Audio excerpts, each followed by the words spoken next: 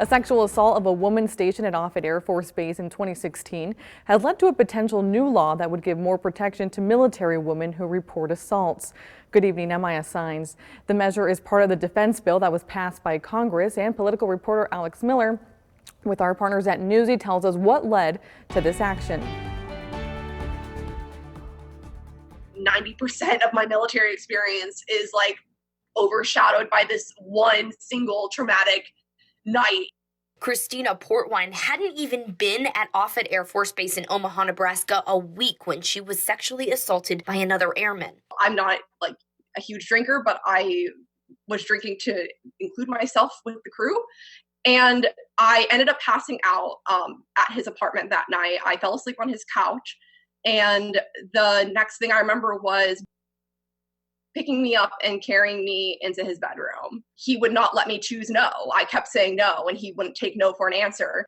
At the time, still a teenager, she says she repressed the experience until rumors started that forced her to confront what happened. I went through that night over and over and over and over for months and months, and it drove me into just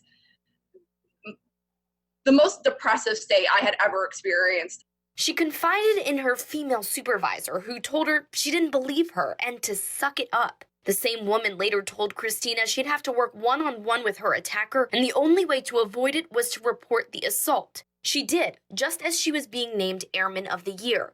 Reporting was something Christina had never planned to do. After an investigation ensued, her attacker was cleared, but it was Christina who was punished with an Article 15 for underage drinking. It's the highest level of punishment before a court-martial.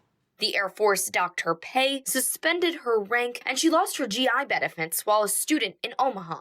I went thousands of dollars into debt. While appealing this punishment to no avail, Christina was diagnosed with PTSD, anxiety, and depression. I attempted suicide. I thought that there was nothing left in life for me. Sorry.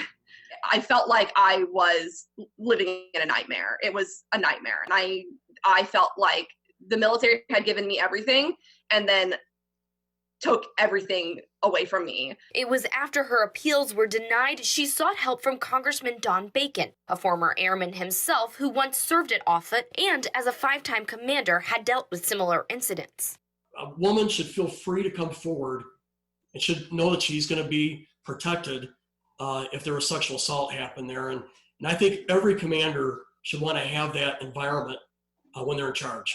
Bacon helped restore Christina's benefits, get her an honorable discharge, and with that, she just graduated from school in Florida with a degree in political science. With her in mind, Bacon offered the Safe to Report Act with a bipartisan team that ensures survivors will not be penalized for collateral misconduct, like underage drinking, if they report. If folks realize that you're vulnerable to get some kind of charge for underage drinking, they can exploit that. If you don't deal with this in the military, at some point they get out. And then they're in the civilian world, and they're preying on other people. We have an obligation in the military to deal with this directly where we see it. The bill, passed by the House and Senate in the National Defense Authorization Act, was vetoed by the president Wednesday. Congress is expected to override the veto after the holidays. Christina says she hopes her experiences paves the road for more women to come forward. More incredible women will have the opportunity to excel in the military. I didn't get that chance, but I hope someone else does. In Washington, Alex Miller, Newsy. Now, President Trump vetoed the defense bill, but Congress is expected to override that veto next week.